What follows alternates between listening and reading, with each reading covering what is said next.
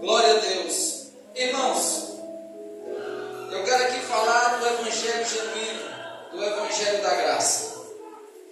E a graça, como você tem percebido, ela tem sido distorcida. E alguns, por se denominarem coaches ou até mesmo aqueles que são mais flexíveis com a graça, eles querem transformar a graça atual em desgraça. No sentido de que se pode tudo, se tem liberalidade para fazer conforme a sua carne deseja, sem nenhum compromisso com Deus. Mas o que eu quero falar é da graça que Jesus veio trazer. E essa graça, ela veio trazer a saúde aos que estão doentes, ela veio trazer a liberdade aos que estão presos, e veio trazer a luz aos que estão em trevas. E vocês sabem que quando Jesus se apresenta, ele prega o arrependimento.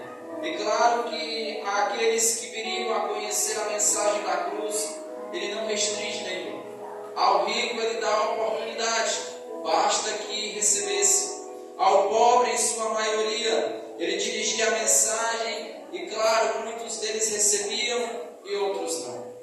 E dentre os que ouviam a sua mensagem, e que existiam ali também pessoas que tinham seu coração endurecido e até mesmo perseguiam. Eu falo dos fariseus, eu falo dos saduceus, dos escribas. E eles se levantavam e questionavam a Jesus, dizendo: olha, por que tu come e bebe com pecadores? Por que tu está na roda deles? Por que tu em vez de procurar outro público, por que tu vai para essa gente? Olhavam eles pelo sentido de julgamento, porque eles não observavam a lei de Moisés. E vai acontecer isso aqui mais uma vez, o questionamento de o porquê Jesus se alimentar com pecadores, com publicanos. E Jesus ele vai lançar aqui as parábolas da dracma, as parábolas da ovelha. Mas queremos aqui destacar esta mensagem que foi aqui posta como título ou tema do culto, que é a parábola do filho pródigo, e tem como fundamento do culto arrependimento, humilhação, a devoção a Deus. E quero dizer sobre esta parábola é que Jesus apresenta um homem, e esse homem ele tinha 2 filhos, conforme diz o versículo 11. Pela lei de Moisés, se fôssemos fazer aqui uma divisão, a herança em sua maioria seria dada ao mais velho. Ele receberia o dobro da porção, conforme está escrito em Deuteronômio 21. E o moço menor, o mais moço, o filho menor, ele vai se chegar ao pai e vai dizer: pai, dá-me a parte da fazenda. Ou diz assim: dá-me a minha herança, eu quero a minha parte. E ao ouvir isso, o pai ele não faz nenhuma repulsa, ou ele não dá nenhuma repreensão, conforme deixa aqui explícito o texto. Mas se fosse um outro pai, se fosse um outro alguém, a mensagem que o filho transmite nesse pedido é: eu quero a tua morte. A tua existência para mim, ela não me importa. O que me importa nesse momento é eu desfrutar daquilo que tu tem para me dar, independente daquilo que tu pode ser para mim. O pai em si, ele reparte. Porque chega um ponto, e acredito eu, que o pai, ele conhece o filho. Sim ou não? Você sabe que seu pai te conhece. E eu me lembro que quando eu era mais moço, Jesus, antes de fazer a obra, quando eu queria esconder algo da minha mãe, Luan, era complicado. Fala que a título de comparação, porque eu queria mentir, ela não está mentindo, fala a verdade. E a gente falava a verdade, para querer se escapar de uma punição. Mas aqui é um exemplo para dizer a vocês que o pai conhece o filho com detalhes. E o que o filho transmite ainda é que deseja estar em um outro lugar e não no lugar onde o pai está. E por que desejar essa vontade? Porque o motivo que leva esse moço a querer sair da sua casa e a não querer mais conviver com seu pai? E não está escrito, mas suponho eu, pelas entrelinhas a alegria que ele observava nos seus amigos. Os de fora vinham das festas, vinham nos ambientes de celebração e celebravam. E provavelmente eles se perguntavam: como é estar lá entre eles? Como é estar na situação deles? Eu estou aqui numa vida normal e a minha vida parece que não tem mudança. Parece que é a mesma coisa. E detalhe, ele tinha regalia, sim ou não? Supõe-se que é uma fazenda. É um lugar recheado de muitas delícias. Tinha carne em abundância. Tinha ali cafezinho da manhã, ele não poderia se queixar. Tinha leite, tinha queijo, tinha tudo, requeijão. Todo dia era banquete. Na casa era abençoado.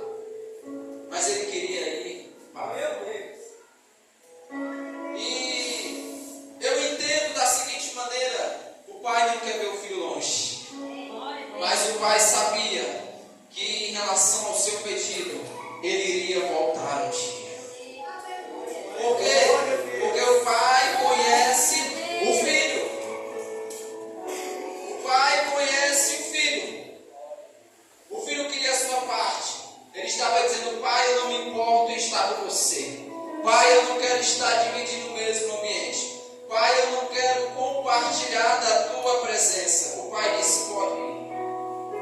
Tudo bem.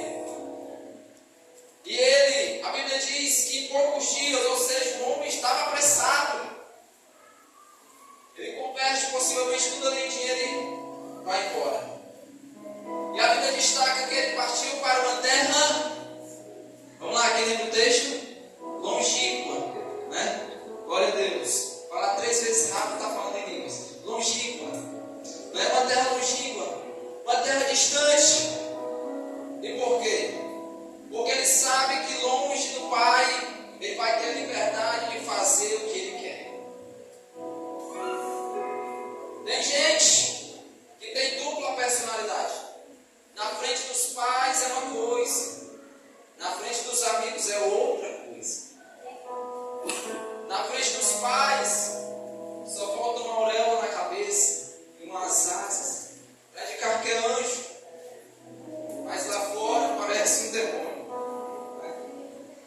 Mas o que nós percebemos é que ele vai para uma terra distante, porque a intenção dele era nunca voltar. Nunca queria voltar mais.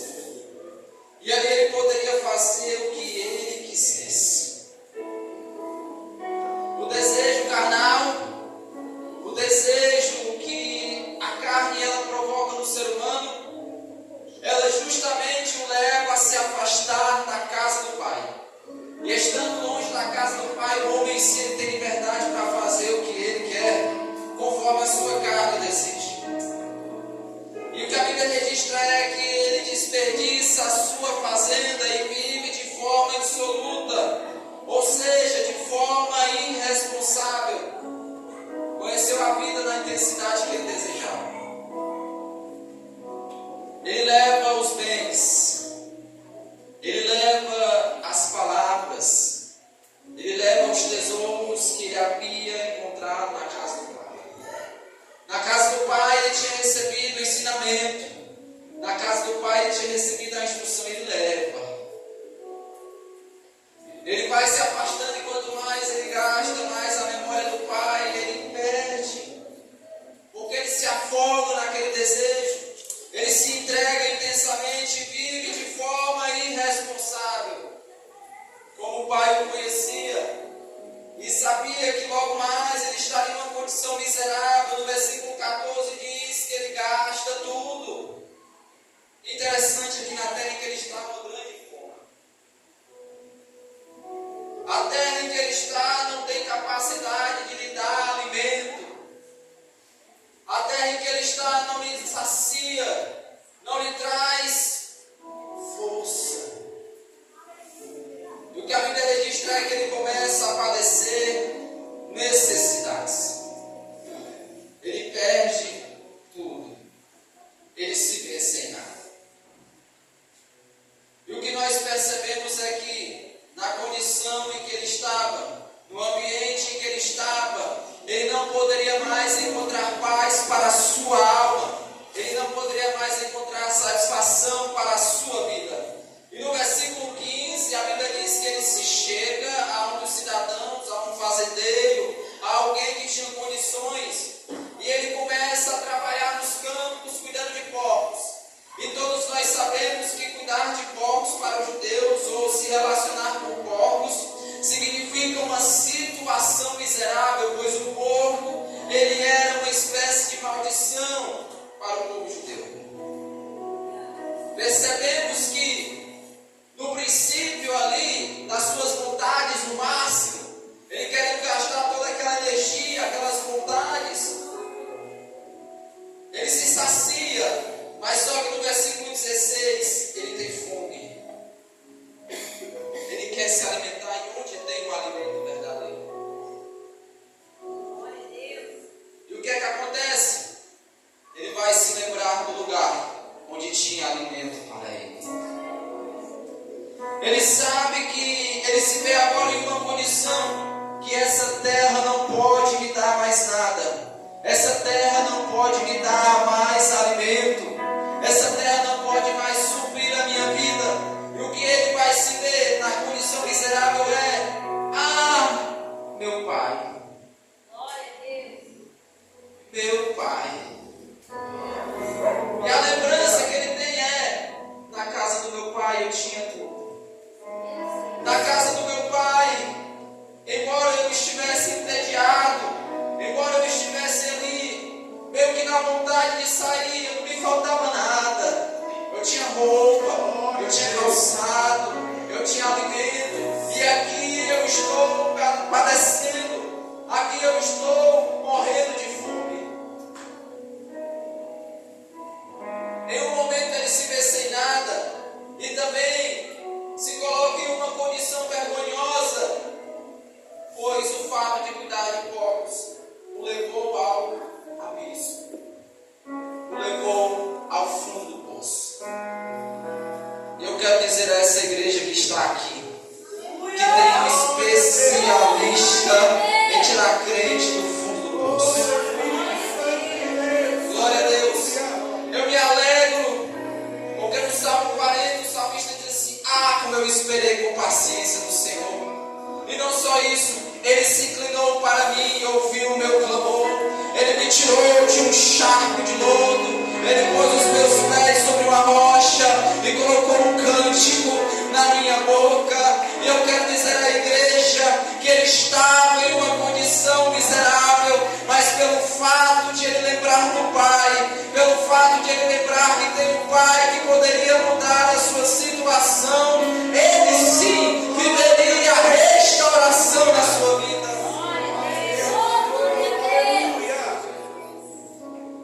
Glória a Deus. O que eu quero te apresentar nessa noite é o Deus da misericórdia. É o Deus da bondade. Os meninos disseram que apresentar o Deus do amor novo. Glória a Deus. E quando esse moço, ele não poderia mais ter o auxílio dos amigos. Interessante, porque os amigos também estavam na mesma miséria, na mesma situação. Mas tem um Pai que pode tirá-lo dessa situação. Tem um Pai que pode arrancá-lo da situação miserável. E nessa noite, graças a Deus, que eu estou falando para um público restaurado, em sua maioria. Eu estou falando aqui para um público que foi resgatado. Você outrora estava nessa situação, destruído moralmente, caráter e índole, mas o Pai, Ele te trouxe aqui. O salmista, no Salmo 113, ele declara: o Senhor é o Deus que levanta o pobre do pó e do monturo Ele ergue o necessitado. Mas não de príncipe e o faz assentar entre os príncipes do seu povo. Então, querido, eu quero que nessa noite você guarde esta palavra. Você outrora não tinha nada, mas estando na casa do Pai, você tem tudo. Outrora você estava lá no monturo, você poderia ser considerado o lixo desse mundo, mas o Pai, Ele te transformou no luxo. E você pode adorá-lo e glorificá-lo, pois Ele é maravilhoso.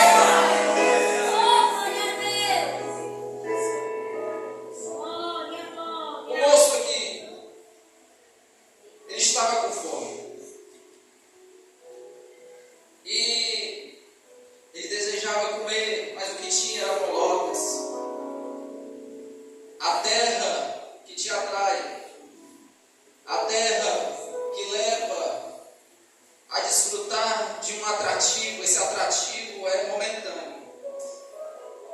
Depois a terra vai lhe deixar com fome. A terra não vai mais produzir alimento.